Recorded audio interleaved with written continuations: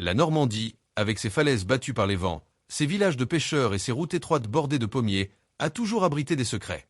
Mais aucun n'avait glacé autant le sang que celui de l'été 1979, une affaire classée, oubliée, rangée au fond d'un tiroir de la gendarmerie de Caen. Jusqu'à ce que, 40 ans plus tard, un homme pousse une porte, retire son bonnet, et avoue. Le 12 août 1979. Le soleil s'était levé sur Port-en-Bessin, embrumant les bateaux amarrés. Les touristes se pressaient autour des étals de poissons, alors que les pêcheurs, encore couverts d'embrun, déchargeaient leurs prises de la nuit. À 10h34, une fillette de 7 ans, Élise Montfort, disparut sans laisser la moindre trace. Sa mère ne l'avait quittée que 2 minutes, juste le temps d'acheter du lait. Quand elle se retourna, la petite n'était plus là. Pas de cri, pas de témoin, rien. La gendarmerie locale lança immédiatement des recherches. On fouilla les quais, les ruelles pavées, les plages, les hangars de pêcheurs, les dunes, les vergers et même les blocos abandonnés datant de la Seconde Guerre mondiale. Des chiens furent déployés, les habitants se mobilisèrent, les pêcheurs éclairèrent la mer avec leurs lampes. Aucune piste fiable. Puis, 3 jours plus tard, un promeneur découvrit, dans un fossé à la lisière de la forêt de Cérisy, une petite sandale blanche, tachée de boue, appartenant à Élise. Ce fut la première et longtemps la seule trace. Pendant des semaines, la région vécut au rythme de la peur. Les journaux titraient Le fantôme de Port-en-Bessin. On suspecta un pêcheur isolé, un vacancier parisien, un forain de passage, un prêtre, un instituteur, mais rien ne collait. Les interrogatoires s'enchaînèrent, les rumeurs enflèrent, les accusations aussi. Aucun corps. Aucun suspect solide. Aucun aveu. Après 2 ans d'enquête infructueuse, le dossier fut classé. Le nom d'Élise s'effaça peu à peu des conversations. Mais pas de toutes. Car il restait quelqu'un, dans l'ombre, qui savait ce qu'il s'était réellement passé. 40 ans plus tard. Le 4 novembre 2019, un homme de 63 ans entra dans la gendarmerie d'Avranches. Le regard terne, les mains tremblantes. Il déclara simplement « Je suis venu parler de la petite Élise, celle de 1979. C'est moi. » Le gendarme de permanence pensa d'abord à un déséquilibré. Mais lorsque l'homme donna un détail jamais rendu public, la position exacte de la sandale, la branche d'aubépine accrochée à la lanière, le sang du gendarme se glaça. Un nouveau chapitre venait de s'ouvrir. Et cette fois, il y aurait une fin. L'homme fut conduit dans une petite salle d'interrogatoire. L'horloge murale indiquait 18h12. À cette heure-là, la gendarmerie était presque vide. Seuls quelques bureaux restaient éclairés, projetant des rectangles jaunes dans le couloir silencieux. Assis face à 2 officiers, l'homme déclina son identité. René Valcourt, né en 1956, ancien ouvrier portuaire, aujourd'hui à la retraite anticipée. Pas de casier judiciaire. Pas de signalement. Rien qui, en surface, laissait deviner un passé monstrueux. René gardait les yeux fixés sur la table, comme s'il craignait de croiser son propre reflet dans le regard des enquêteurs. Sa voix était basse, éraillée, mais chaque mot semblait pesé, calculé ou pénitent. « Je n'ai jamais voulu, enfin, je ne pensais pas, balbutia-t-il d'abord. On lui demanda de raconter. Tout. Depuis le début. Il inspira profondément. Ses doigts se crispèrent, ses phalanges blanchirent, puis il parla. C'était un samedi. Il faisait beau. J'étais venu vendre du matériel sur les quais, des filets, des hameçons, des cordages. J'ai vu la petite. Elle regardait les bateaux, les mouettes. Elle était seule. Il marqua une pause, passa sa langue sur ses lèvres sèches. Je lui ai demandé si elle voulait voir un chaton. C'est ce que j'avais trouvé, sur le moment. Elle m'a suivi. Sans hésiter. Les enfants, ils font confiance. L'un des gendarmes serra la mâchoire. L'autre prit note, le stylo tremblant légèrement. René raconta ensuite l'impensable avec une froideur qui glaça la pièce. Il n'y eut pas de long plan prémédité, pas d'organisation. Il parla d'un geste impulsif, d'un moment de bascule, d'une panique incontrôlée. Il donna des détails sur l'endroit précis où il avait mené la petite Élise. Un abri de pêcheurs désaffecté, à la sortie du village, près d'un talus couvert d'orties et de ronces. Lorsque sa voix se brisa, ce ne fut pas lors de la description de l'acte en lui-même, mais lorsqu'il évoqua ce qui avait suivi. J'ai eu peur. Très peur. J'ai voulu la ramener. Je voulais que rien de tout ça n'existe. Mais c'était trop tard.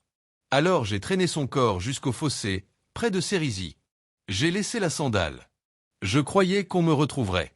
Mais rien ne s'est passé. Le silence revint. Pesant. Étouffant. On n'entendait plus que la trotteuse de l'horloge. René poursuivit. Je pensais que quelqu'un viendrait frapper à ma porte.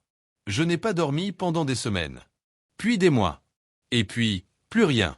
Le temps s'est mis à passer. J'ai construit ma vie comme si ce n'était pas moi.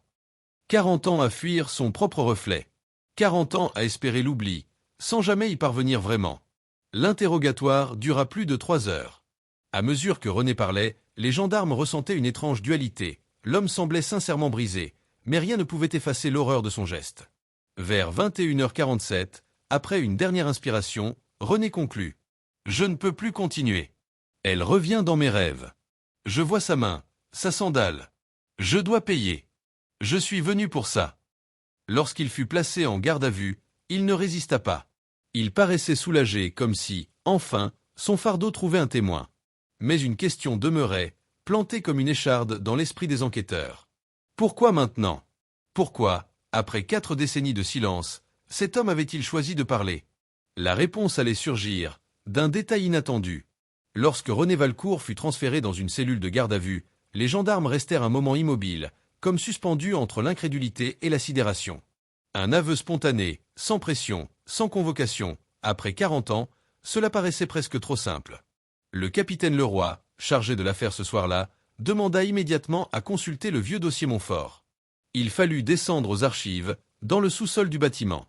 Une odeur de papier humide et de poussière flottait dans l'air. Les boîtes en carton, étiquetées au feutre noir, semblaient dormir, oubliées. La boîte portant la mention Montfort 1979 classée sans suite était là, intacte. Leroy l'ouvrit. Coupure de journaux jaunis. Photographie en noir et blanc. Témoignages manuscrits. Plan de recherche.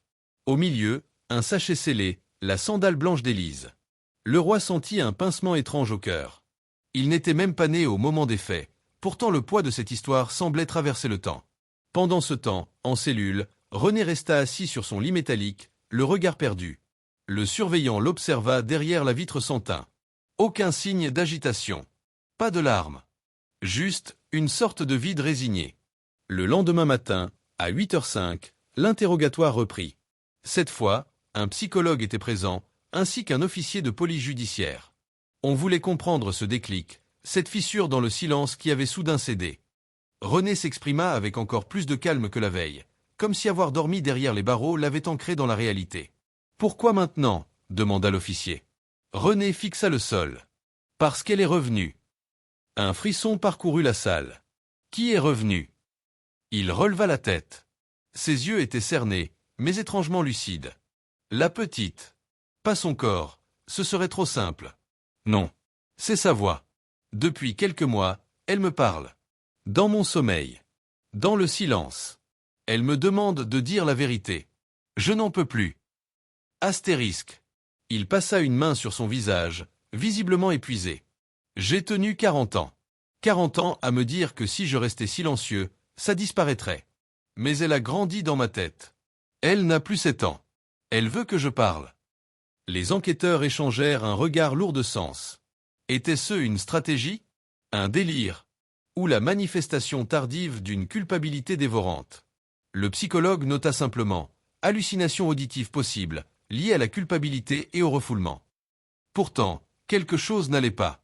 Un détail troublait l'esprit du capitaine Leroy. René avait décrit la sandale accrochée à une branche d'aubépine. Or, ce détail n'apparaissait nulle part dans le dossier officiel, seulement dans une photo interne, jamais publiée. Comment pouvait-il le savoir, si ce n'est en l'ayant vécu? Cela donnait du poids à son aveu. Mais un aveu, seul, ne suffisait pas. Pas après tant d'années. Leroy donna instruction de rouvrir l'enquête. On contacta les anciens enquêteurs, les témoins encore vivants, et on envoya la sandale pour recherche ADN, car les techniques avaient évolué depuis 1979. Si l'ADN parlait, alors le fantôme d'Élise pourrait enfin reposer. Mais au moment même où les analyses débutaient, une information inattendue arriva par téléphone, en provenance d'un petit hameau de la région.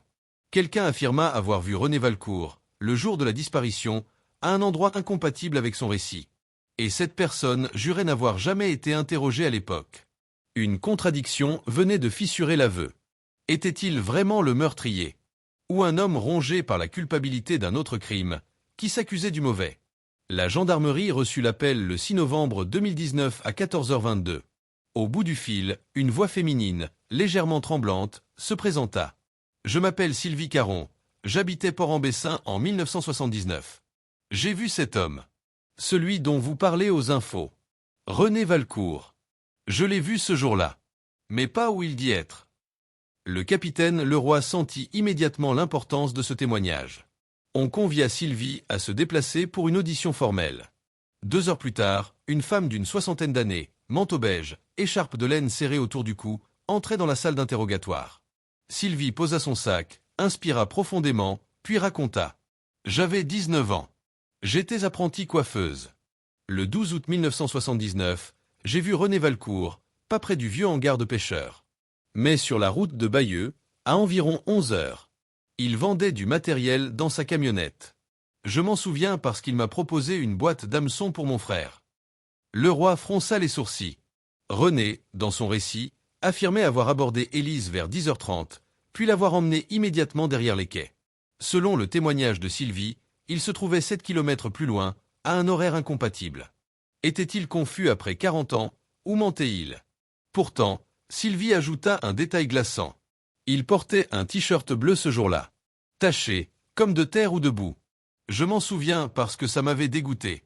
Je m'étais dit qu'il aurait pu faire un effort pour être propre s'il voulait vendre quelque chose. Ce détail troubla le capitaine. D'après les archives, les recherches avaient débuté dès midi, et la zone où la sandale fut retrouvée était boueuse. Était-il possible que René se soit trompé d'horaire, mais que l'essentiel soit vrai? Ou cherchait-il à fausser volontairement la chronologie? Leroy suspendit l'audition, remercia Sylvie, puis retourna dans son bureau, l'esprit encombré. La vérité semblait se dérober comme les marées normandes. Pendant ce temps, les premiers résultats techniques arrivaient du laboratoire criminel de Lille. Le capitaine ouvrit l'email, l'imprimante bipa, et quelques secondes plus tard, il tenait entre ses mains le rapport préliminaire d'analyse de la sandale d'Élise. Une ligne, en particulier, fit vibrer son cœur. Traces d'ADN masculin détectées. Profil partiel exploitable.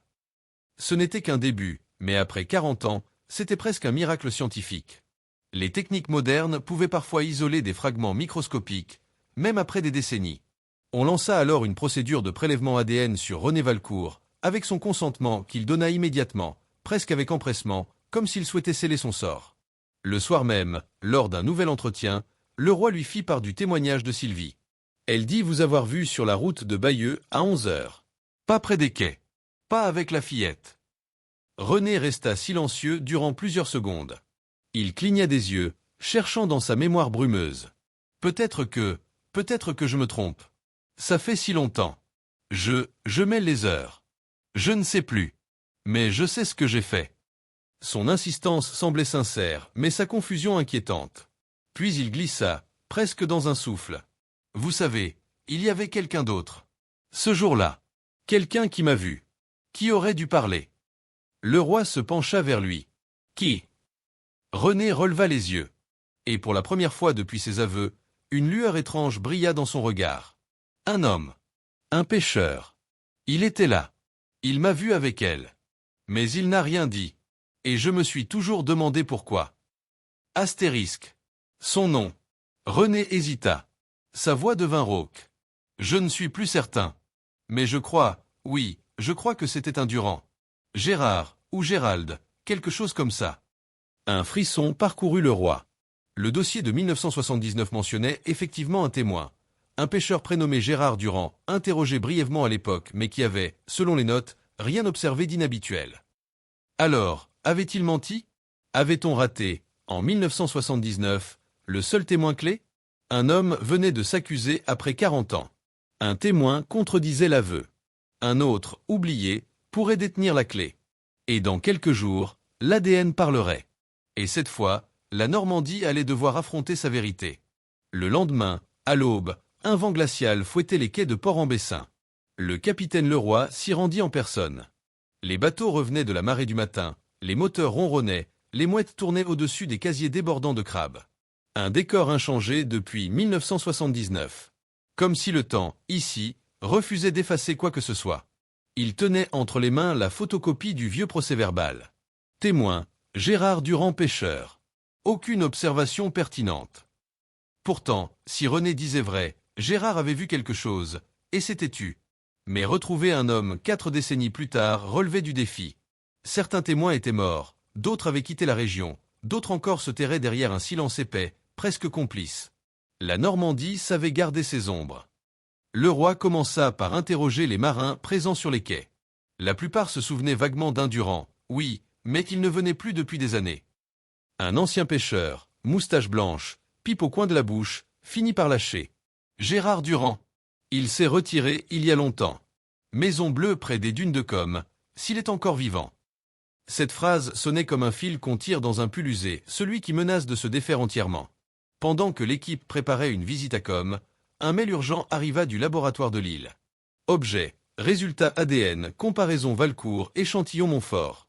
Le roi sentit son pouls accélérer. Il ouvrit le message. Un tableau s'afficha. 2 profils génétiques côte à côte. La conclusion, en bas de la page, paraissait presque irréelle. Incompatibilité totale. ADN de M. Valcourt non présent sur l'échantillon analysé. Un vide soudain. Comme si la pièce avait perdu de l'oxygène. René Valcourt n'était pas l'homme dont l'ADN se trouvait sur la sandale. Alors, qui? Et surtout, pourquoi s'accuser d'un crime qu'on n'a pas commis? Le soir, à 19h40, le roi retourna en salle d'interrogatoire. René, assis, le dos voûté, semblait plus vieux qu'à son arrivée. Le roi posa calmement le rapport sur la table. Votre ADN n'est pas sur la sandale. René ne bougea pas. Il fixa le papier comme s'il était écrit dans une langue étrangère. Puis, lentement, il murmura. Alors, quelqu'un d'autre y a touché. Vous comprenez ce que cela signifie? Votre aveu ne suffit pas. Il faut des preuves. Et actuellement, les preuves vous contredisent. René releva enfin les yeux. Des yeux fatigués, perdus, presque soulagés. J'ai dit la vérité, ce que je croyais être la vérité. Mais si ce n'est pas moi, alors qui? Cette question résonna dans la pièce comme une menace sourde. Plus tard, en sortant de la gendarmerie, le roi s'arrêta un instant sur le pas de la porte. La nuit normande était dense, chargée d'humidité. Une brume rampait entre les lampadaires. Il avait l'impression dérangeante que l'affaire, qu'on pensait presque bouclée, venait de s'ouvrir comme une plaie jamais cicatrisée. Le lendemain, il prendrait la route pour Com. Pour trouver Gérard Durand. Le seul homme encore vivant qui pouvait savoir ce qui s'était réellement passé. Car si René n'était pas l'auteur, alors quelqu'un, quelque part, marchait encore libre. Avec 40 ans d'avance sur la justice. Et l'ombre d'Élise, elle, semblait soudain se déplacer, comme si elle guidait l'enquête vers une toute autre vérité. Au petit matin, le capitaine Leroy prit la route sinueuse qui longeait la mer jusqu'à Com, un hameau battu par les vents, où les maisons semblaient s'accrocher à la falaise comme des souvenirs obstinés. Le ciel, bas et gris, pesait sur la terre humide. Il n'y avait pas d'âme dehors, seulement le bruit des vagues, puissantes, régulières, comme un cœur qui bat. Au bout d'un chemin de terre, il aperçut la Maison Bleue. Peinture écaillée, volets clos, une barque renversée dans le jardin. L'endroit dégageait une impression étrange, comme si le temps s'était figé ici, non pour préserver, mais pour ensevelir. Le roi frappa. Un silence. Puis des pas traînants. La porte s'entr'ouvrit et un homme au visage buriné par le sel et les années apparut. Cheveux rares, veste de marin usé. Ses yeux, d'un bleu pâle, semblaient sonder le roi avant même qu'il ne parle. Monsieur Gérard Durand, capitaine Leroy, gendarmerie. Durand inspira profondément, comme si ces mots réveillaient quelque chose de lourd, enfoui depuis trop longtemps. Il hocha simplement la tête et s'écarta pour laisser entrer. La cuisine sentait le café fort et la fumée de bois. Sur les murs, des photos jaunies, bateaux, tempêtes, poissons géants, soirées de marins, et une unique photo qui attira l'œil du capitaine, un groupe de pêcheurs de 1979. Parmi eux, un homme plus jeune, sourire timide. René Valcourt. Ils se connaissaient donc. Le roi décida d'aller droit au but. René Valcourt affirme que vous l'avez vu avec Élise Montfort le jour de sa disparition. Qu'il était avec elle près des quais. Et que vous n'avez rien dit. Durand ferma les yeux une seconde. Ses mains tremblaient légèrement lorsqu'il attrapa sa tasse.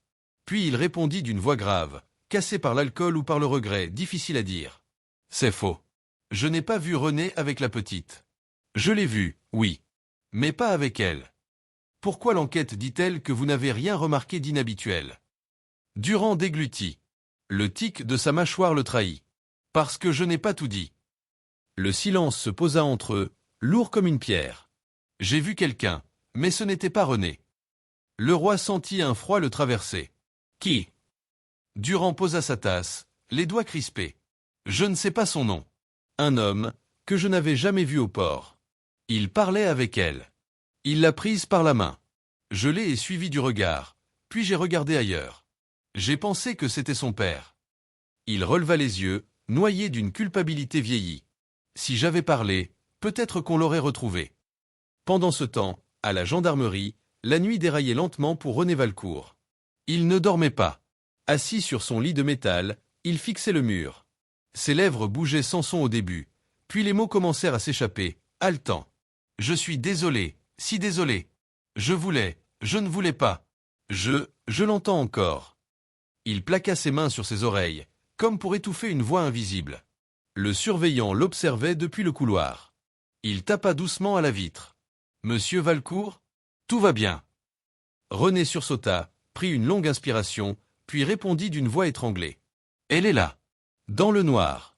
Elle me regarde. Il tremblait. De sueur ou de peur ou des deux. Le psychologue avait parlé de culpabilité hallucinatoire. Mais ce que René vivait ressemblait moins à du remords qu'à un siège intérieur. Comme si la petite Élise était revenue réclamer quelque chose. Mais quoi? La vérité. Ou son nom associé au mauvais visage. De retour chez Durand, le roi sentit que l'homme n'avait pas livré toute sa vérité. Il décida d'insister. Décrivez l'homme que vous avez vu avec Élise. Durand passa une main sur son visage, comme pour chasser les images. Grand. Assez mince. Une veste sombre. Je crois qu'il portait un chapeau. Oui. Un chapeau de marin, mais pas d'ici. Il n'était pas d'ici. On reconnaît ceux du coin, capitaine. Lui, non. Un étranger. Jamais interrogé. Jamais recherché. Jamais mentionné dans le dossier. Comment un témoin aussi crucial avait-il pu être enterré par l'enquête de 1979? Durand reprit, dans un murmure. Quand j'ai appris que Valcourt était interrogé, j'ai pensé que peut-être, j'avais mal vu. Alors je me suis tu. Je croyais qu'il savait mieux que moi. Une erreur humaine. Ou un engrenage fatal qui avait détourné l'enquête dès le premier jour. Au moment de quitter la maison, le roi posa une dernière question, presque à voix basse. Pourquoi avoir gardé ça pour vous pendant 40 ans? Durand fixa la mer par la fenêtre. Parce que j'avais honte. Et parce qu'ici, capitaine, le silence est une tradition. La nuit suivante, dans sa cellule, René éclata enfin. Il se leva brusquement, martela la porte du poing, hurlant. Je veux qu'elle se taise. Faites-la taire. Je ne peux plus. Les surveillants accoururent. René avait le regard d'un homme acculé par un ennemi invisible. Mais au milieu de cette crise, il prononça une phrase que personne n'attendait. Ce n'était pas moi, mais j'étais là. Le capitaine Leroy gara la voiture sur un chemin étroit bordé de dunes. Le vent soufflait fort, faisant danser l'herbe sauvage comme une mer verte agitée. Au bout du chemin, il aperçut la Maison Bleue. Peinture écaillée, volets mangés par le sel, une antenne tordue sur le toit. Elle semblait abandonnée, avalée par le temps. Pourtant, de la fumée s'échappait de la cheminée. Le roi approcha et frappa. Pas de réponse. Il frappa une seconde fois, plus fermement. Enfin, la porte s'entr'ouvrit, laissant apparaître un vieil homme voûté, visage buriné, yeux clairs mais méfiants, Gérard Durand. « Je n'attends personne, grogna-t-il. Capitaine Leroy. Gendarmerie de Caen. C'est au sujet d'une affaire de 1979. » Le regard de Durand se figea instantanément. Comme si un nom ou une image lui avait traversé l'esprit et ravivé un feu qu'il avait passé 40 ans à étouffer. Il voulut refermer la porte, mais le roi posa sa main, fermement, sans agressivité. On peut parler à l'intérieur. Durand hésita longtemps. Puis, vaincu par quelque chose, fatigue, conscience ou peur, il recula et laissa entrer. L'intérieur sentait le bois humide, le tabac froid et la soupe aux poireaux. Sur la table, un échiquier poussiéreux dont la partie semblait suspendue depuis des années. Des photos jaunies de bateaux accrochés au mur. Et, détail frappant, un cadre retourné face contre le buffet. Durand s'assit, mais ses mains tremblaient. Je savais qu'un jour, quelqu'un viendrait. Le roi resta silencieux. Il savait que, dans ce genre d'entretien, chaque mot pouvait faire basculer un homme du mutisme à la confession. Après une longue minute, Durand murmura. Je n'ai jamais parlé, parce que ce que j'ai vu cette nuit-là aurait détruit des vies. Et peut-être que je n'avais pas le droit de le dire. Le cœur de Leroy battit plus vite. Vous étiez sur la plage du Montfort le 12 août 1979. Durand ferma les yeux, hocha la tête. Je rentrais d'une sortie nocturne. Les eaux étaient calmes. Il devait être 2 ou 3 heures du matin. Il avala difficilement sa salive. J'ai vu 2 silhouettes. Une fille, et quelqu'un avec elle. Ils se disputaient. Elle criait qu'elle voulait partir, qu'elle dirait tout. Le roi s'avança légèrement. Vous avez reconnu l'homme. Durand se passa une main sur le visage, soudain épuisé. Silence. Puis il désigna du menton le cadre renversé sur le buffet. Vous devriez regarder. Le roi se leva lentement, ramassa le cadre et le retourna. La photographie représentait 3 hommes jeunes, souriants, posant sur un bateau. Durand au centre. Et à sa droite, le maire de l'époque, Paul Montreuil. Le roi sentit le sol se dérober. C'est lui que vous avez vu avec Élise. Durand serra les poings. Je vous l'ai dit, capitaine, ce que j'ai vu aurait détruit des vies. Des familles. Une commune entière. Soudain, un objet tomba dans la cheminée, faisant sursauter les 2 hommes. Le bois craqua, une braise sauta. Durand releva la tête, terrorisé. Vous ne comprenez pas. Vous remuez quelque chose qui ne doit plus ressortir. Le village a fait un pacte avec le silence. Le roi fixa le vieil homme droit dans les yeux. La justice n'expire pas avec le temps. Et la vérité mérite de sortir, même 40 ans après. Durand se leva brusquement, comme piqué par une aiguille invisible. La vérité? Vous voulez la vérité? Vous ne savez pas ce qu'elle coûte. On ne m'a pas seulement demandé de me taire. On m'a fait comprendre que si je parlais, je disparaîtrais en mer, comme tant d'autres. Il baissa la voix, presque un souffle. Celui que vous devez craindre n'est pas celui que vous croyez. Le roi comprit alors que l'affaire n'était pas seulement un meurtre. C'était un secret partagé. Un secret protégé. Et si Valcourt ne s'était pas accusé par culpabilité, mais par peur? Ou pire, pour détourner l'attention d'un nom impossible à toucher?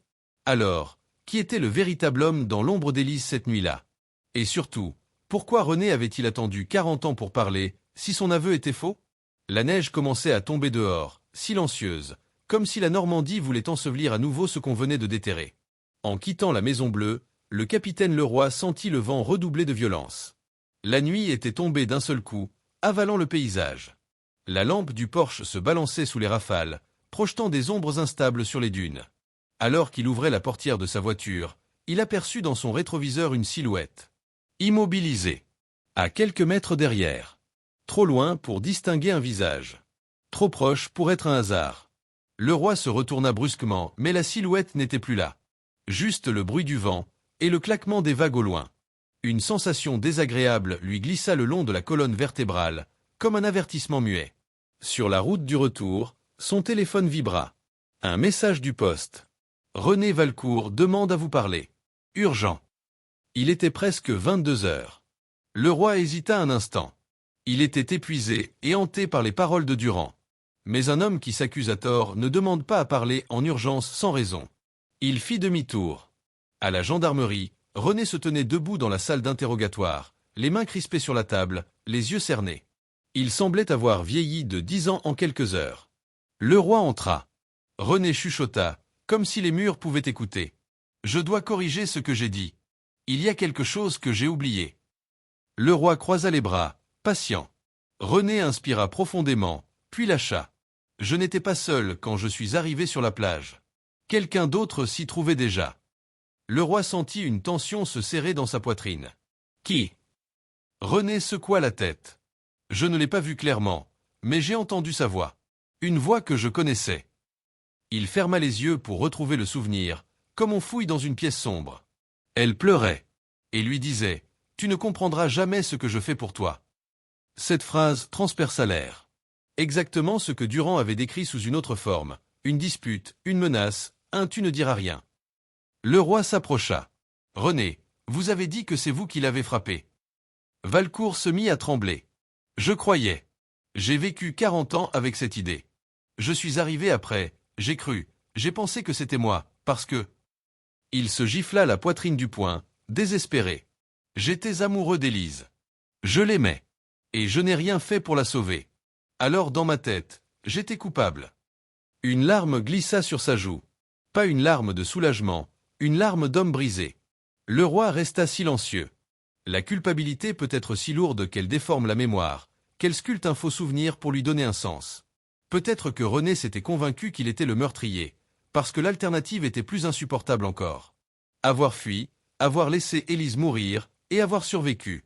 En sortant de la salle, le roi sentit que quelque chose venait de changer. Le puzzle n'avait plus la même forme. René n'était pas un assassin. Il était un témoin de plus, un témoin rongé par la honte. Et un autre nom, encore inconnu, restait dans l'ombre. Il regagna son bureau. Sur son siège l'attendait une enveloppe sans mention, glissée pendant son absence. Aucun timbre. Aucune adre. Juste son nom, écrit d'une écriture nerveuse. Il l'ouvrit. À l'intérieur, une seule photo. En noir et blanc. Une plage de nuit éclairée par un lampadaire lointain, et 2 silhouettes se tenant face à face. Au verso, 4 mots tracés au stylo bille. N'insistez pas, capitaine. PM.